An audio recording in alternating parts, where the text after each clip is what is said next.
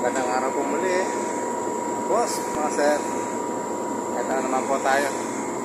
Bagong vlog, bagong araw, at bagong pagtuturo sa ating mga kapwa, no? Mga technician.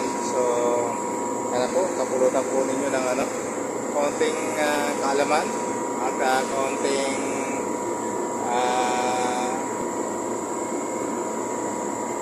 mga bagong senaryo, baka sakali makatulong po sa mga hindi pa masyadong familiar sa ganitong sistema.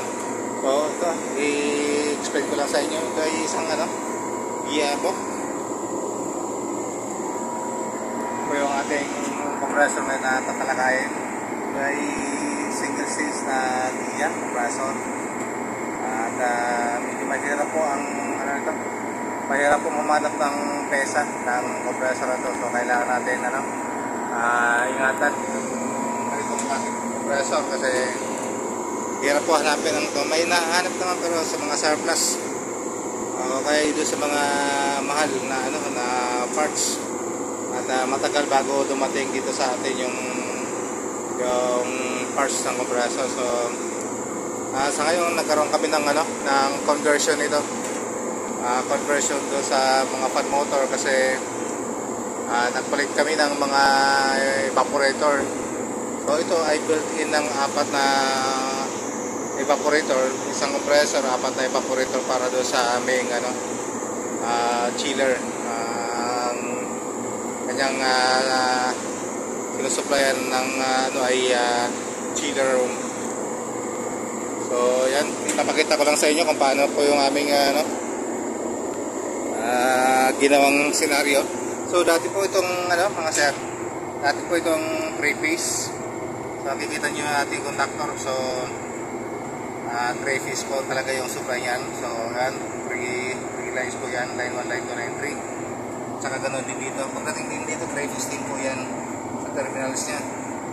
So anong ginawa, dahil nga nagpalit ng evaporator, ang problema yung evaporator na naipalit ay pang single phase po yung yung mga fan motor.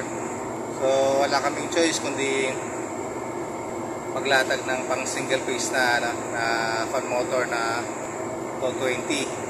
So 220 yung supply ng fan motor, at pero yung main power po nito ay 440. So yung sumusupply doon sa ating compressor ay 440, pero yung sumusupply doon sa fan motor ng evaporator ay 220. So sa fan motor naman ng condenser natin ay ganoon pa rin, 440 pa rin siya.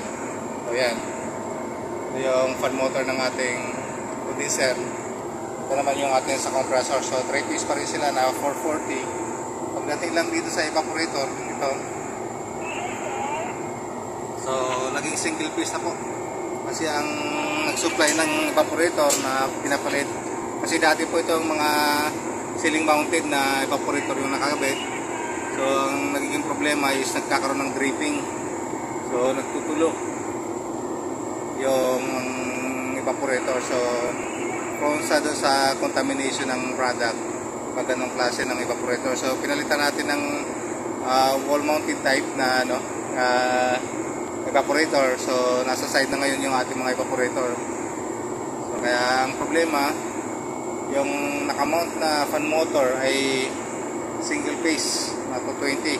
So nakakapacitor. So ganun po ang naging senaryo. So kailangan namin maghanap ng ibang alternate na supply para lang masupplyan yung kanyang evaporator. So yan, ito ngayon naka-design. So lahat ng ito yung supply ng conductor ng ating fan motor sa evaporator. Yan. So 4 yan. Pagdating doon sa ibaba, ganun din, single piece po tayo doon. Ito. Yan. Tsaka yun.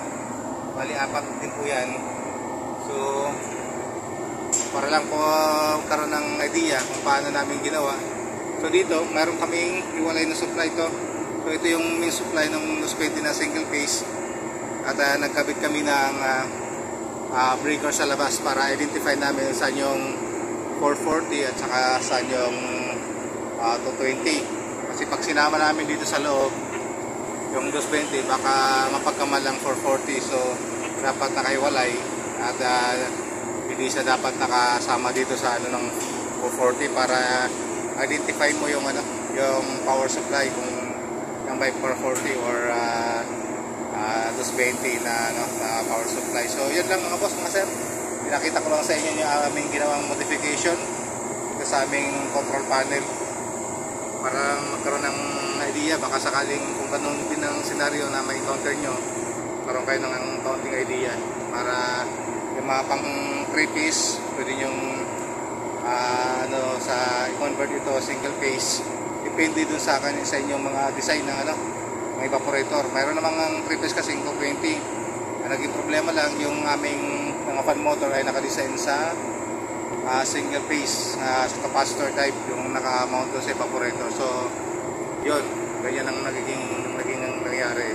So kailangan mo mag ano nang hiwalay na power supply na 220. So ito 220 ang single phase. So ganoon din naman ang ano. So yung mga contactors yun pa rin yung ginamit namin na ano, contactors para hindi po nakakalito. So wala masyadong binago maliban dun sa power supply. So yun, pinakita ko lang sa inyo kung yung aming ginawa pagmo-modify ng aming control panel. So yan mga boss, sana po ay makakuha kayo ng kaunting idea at makapag-explore din kayo ng mga ganitong klase ng, ano, ng scenario at baka sakaling makatulong sa inyo. So mga boss, mga sir, hanggang dito po muna at maraming pong salamat.